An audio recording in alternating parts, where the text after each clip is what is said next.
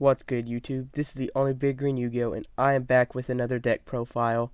And this deck profile right here is to sum up my video that I posted a few days ago about the channel update, where basically it was just me talking about how I've been testing Mystic Mine for the post-ban list and how I've been trying to get it thrown together to the way that I like it, still be pretty consistent and be very good up against most of the decks that are running around, and I've got it to the way that I like it. This deck is very fun to play, and it is definitely still playable even with Metaverse being hit to 1. So let's just get right into my build. And also, I hope you guys enjoy it too.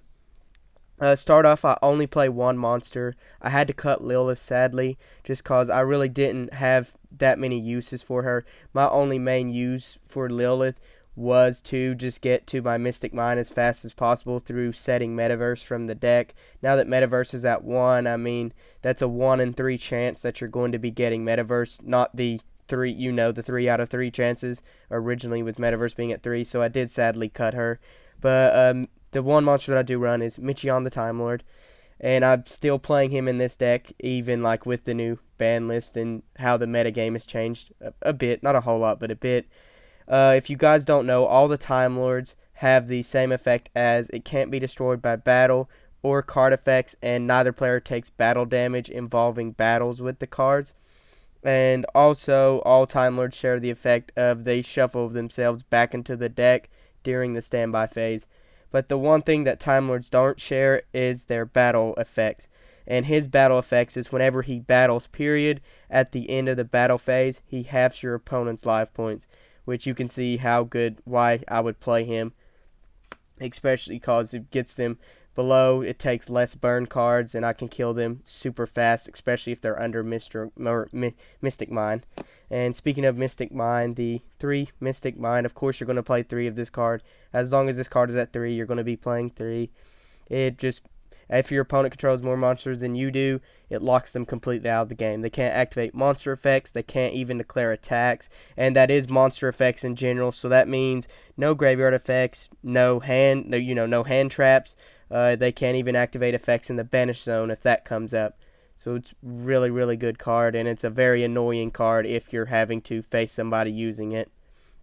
Also, Mystic Mine can hurt you. If you control more monsters than your opponent, then the effect will apply to you and not your opponent.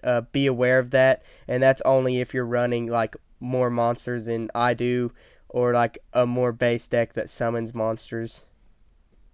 Also, it does get destroyed in the end phase if both you and your opponent control the same amount of monsters. Keep that in mind. Next up, the 3 Demise of the Land. You have to play 3 of this card now. Used to you could get away with not even playing it, or you could run 1 in or 2 in as a tech option. Now you must play 3. That Metaverse is at 1, and it's not that bad of a card. I do like it. Of course, I would rather have Metaverse at 3, but this isn't that bad of an option. And what it does is, when your opponent special summons a monster, you can activate this card and then activate Mystic Mine from your deck, which is very good. Next up, this is the other win con of the deck that's not Mystic Mine. The 3 Wave Motion Cannons. Used to, I wasn't playing Wave Motion Cannons. One of the reasons is I didn't have them at the time, but if I did have them, I still wouldn't play them because I like the Chain Burn build. It wasn't the better build, but it was the build that I had more fun playing with. Now I've got to go more towards the stall you out build with Wave Motion, and I'm fine with that. But if you guys don't know what Wave Motion Cannon does, during each of your standby phases, you place a counter on it, and during your main phase, you can destroy this card, and each counter that was on it, it burns for 1,000. So normally it's 8 turns to kill them, but if you can get out Michion pretty early, which with all the draw cards in this deck and search cards, you can get him out pretty quickly, like turn 2, turn 1, and turn 3. So this card becomes a 4-turn kill card, which is nice. Next up, 2 Goddess Cult's Oracle. I'm thinking about taking one of these out and leaving like one of these out of the deck completely. I might sideboard it, but it's not as good in this format, especially through testing and stuff. It's not as good in this format as it was last format, at least for me, in my opinion, it's not. It's still worth at least playing 1, though. Like I said, though, I'm probably going to cut it down to 1 instead of 2. If you guys don't know what it does, it's mainly the last the last text on the card. Forget about the first few texts, but the last text pretty much says whenever you activate this card's effect, or during your main phase, you get to look at the top 3 cards of your opponent's deck, rearrange them in any order, and also you can't special or normal summon that turn. But considering that you only play the one Michion, you're not going to be summoning anyways that much. And the reason why I didn't mention any of the other effects is basically just for the Valkyria stuff. Next up, the 2 Pot of Desires. Please play Pot of Extravagance over this card if you have Pot of Extravagance. Pot of Extravagance is a way better card, especially in this deck since you don't really need your extra deck that much. Definitely play Pot of Extravagance over Pot of Desires, but right now I'm just playing Pot of Desires. Banish the top 10 cards of your deck and draw 2. Of course, if it gets ashed, we all know that hurts. Like, that really hurts you, but it's going to happen eventually. The 3 Pot of Duality, just for trying to get, try to get your win cons. Get Mystic Mine or Demise of the Land if you already have your Mystic Mine out on the board. Of course, you're going to want to try and go for your Wave Motion Cannons, or you're going to want to try and go for your Michion.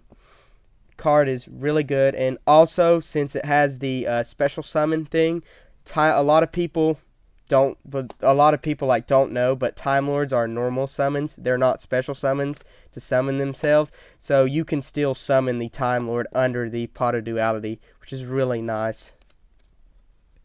Next up, you guys have peer pressured me into getting these cards. You probably know what's going to come up if you've seen my past videos, but the 3 Card of Demise. I've been using Pot of Greed, or not Pot of Greed. I wish we could use Pot of Greed.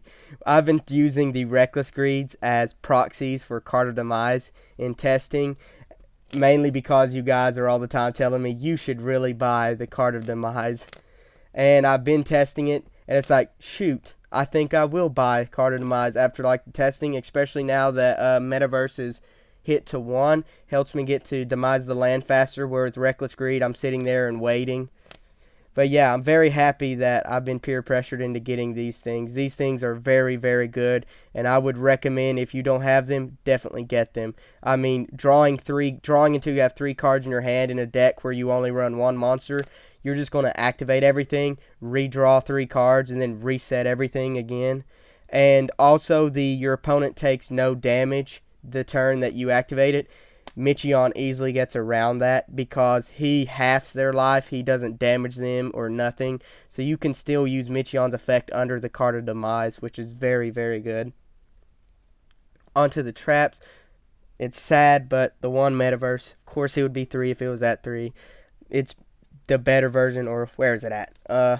The better version of Demise of the Land. Because with Demise of the Land, you have to wait until your opponent special summons, where with Metaverse, you just activate it whenever to get the field spell from the deck. Next up, the 1 Balance of Judgment. This is another card that I might move to the side as a 1 of, or just completely take out. I don't know yet. Really, I probably won't even put it in the side, because the side deck can be crucial on what you put in there. I might just take it out completely, but right now I am still playing 1 of this card. If you guys don't know what this card does, the sum of cards in your hand and on your field is to the difference of your opponent's field. You draw that many.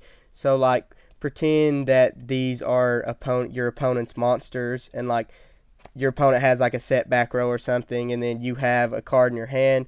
The difference between those 2 would be 2, so you would end up drawing 2 cards, if that makes any sense for you guys that don't really understand this card. Because every time I go to my locals, at least 2 of my rounds in the locals, somebody has to read this card and have to have somebody to explain them to them. Come on. The 3 Ojama Trio. Sorry, guys. My Ojama Trios were not wanting to. I'm having to film with 1 hand because I don't have a tripod. My Ojama Trios were refusing to come out of there. But yeah, the 3 Ojama Trio, I'm happy that we can play this card again and it actually be good. The last time this card was, in my opinion, playable in a burn deck was Zoo format. For around when Links started to pop off, this card just lost so much value in this deck. But now that Mystic Mine is the thing, you give them 3 monsters, so you make sure that your opponent always has monsters, which is nice. And then starting on to the burn part of the deck, your 3 Just Desserts, which of course goes in pair with your trio, gives them 3 tokens. Just Desserts deals 500 damage for each monster. So just off of this, you're doing 1500, but of course you want to wait for your opponent to summon things. Try and get that maximum burn damage. Don't be too greedy with it, because every life counts and matters. Next up, Secret Blast deals 300 damage for each card on your opponent's side of the field. And of course it has its other effect where if it's destroyed, your opponent takes 1000 damage. This card can rack up into the 2000s and even sometimes 3000s. That's if you play it correctly and wait. Secret Barrel. This is another card that can get up in the 2000 to 3000 range if you wait at the right timing. Deals 200 damage for each card on your opponent's hand and field. This is another card that I'm probably going to cut to 1, just like Goddess Gold's Oracle. But the Ring of Destruction, it gets rid of like problem cards on the opponent's field, or cards that could become problem whenever Mystic Mine is actually destroyed. So that's really its only really good thing, other than of course the burn damage. It sucks. This is the original version. Of course, this is the errata effect. I like to play. I'm a GOAT guy, so I love playing the older version, but I do still have the errata effect in my deck, just in that case. The 3 Dark Bribe and the 1 Judgment. Don't worry, guys. I am siding 2 Judgments. I normally side into my Judgments going Game 2 and Game 3, and I just main the 1 Judgment. That's probably going to change here soon. I'm probably going to be maining the 3 Judgments, but this is just for stopping Twin Twisters, Royal Oppressions, Royal Decree, anything that could really hurt you and game you the second they hit. I guess onto the side deck now. You play a little Time Lord engine, starting off with Sandion. The thing that sucks about this guy is your opponent has to have a monster to get his normal summon without tribute effect, which all the other Time Lords, you can just, as long as you have no monsters, you can summon them down, which sucks about him. But his battle effect is he deals 2000 damage to your opponent. Then we've got the 3 Lazion, a goodie card, one of my favorite Time Lords that Konami has, released and made over the years. But his battle phase effect is whenever he battles, he returns your opponent's deck or your opponent's graveyard to your deck. You guys might be like, what use does that give you? None, really. He also has a secondary effect where this is the big effect that matters, where once per turn when your opponent draws, they burn for 1000. So that's the main effect that you use him for. And then next up, of course, the 3 Time Maidens. You want to try and get to your Michion as fast as possible, Lazion, and depending on how low they are, in some cases, your Sandion. And its effect, it has 2 effects. If you control no monsters, you can special summon it from your hand, tribute it, and then search your deck for a Time Lord. And then its other effect is when it's in your graveyard, you can banish it from your grave, special summon a Time Lord from your deck, and that is ignoring the Time Lord summoning conditions, because most, if not all, Time Lords have the can't be special summon from deck. Thank God that Time Maiden gets around that, though. Next up, the 2 Twin Twisters. This was MSTs, but I decided now that I've got the card of demise and stuff, I'm going to be most likely discarding things anyways. So if they've got something up that's really hurting me in the back row, or something that slows me down and stuff, of course I can get rid of it. The main thing you do, though, you want to just hold on to this card. If you're playing the mirror match, activate it the second that they get like a wave motion cannon down or something like that. Or of course, if you have it, when they flip up Royal Oppression, chain it to Royal Oppression. You don't want to be under that lock, because if so, you probably lose the game. Next up, the Fusion of Fire, just for the Salamangreat matchup. Depending on how your extra deck is made, this could be a super poly. And then the 3 Prohibitions. I just play this card just because there's only really a few ways that your opponent can deal with Mystic Mine in this deck. So, of course, you're going to want to, if you know your opponent has them and you saw them, if they use it on you like in Game 1 or Game 2, of course, going into Game 2 or Game 3, you want to side this in and call like, you could call Twin Twister, Royal Oppression, Royal Decree, and like if you're going second and you can bait out like the negates of the Red Hot Dragon Archfiend Abyss, or if you know they're playing it, you could call that card. Of course, you could call Dingirsu, the Orchist of the Evening Star, and other stuff like that. Denko Seka, another card that you can call out. There's a bunch of cards that you can call out. that really hurt you. Again, 2 Solemn Judgment. There's really no self-explanatory there. And then onto the extra deck, I play 3 Link Spiders, just for, of course, like you're playing the mirror match. They Ojama Trio you. You can link away and actually not be stuck with 3 useless tokens. Link away into 1 big Link 3 monster. Have something to poke them with. Cause most of the time in Mystic Mind, you side out your Mystic Minds in the mirror match. At least I do. So they won't really have a way of dealing with it other than like their what's it called? Ring of Destruction, and even then they've probably sided that card out too. The 1 Proxy Dragon, 2 Space Insulators. You could probably run 2 Proxy Dragon and a Space Insulator. Just link 2s that are easy to make in general. Again, just for if they Ojama Trio you in the mirror match, you have something to poke them with. The Ib, just because it can't be destroyed by battle or card effects. So again, their Ring of Destructions can't do it. It's easy to make, and it's something that you can poke with.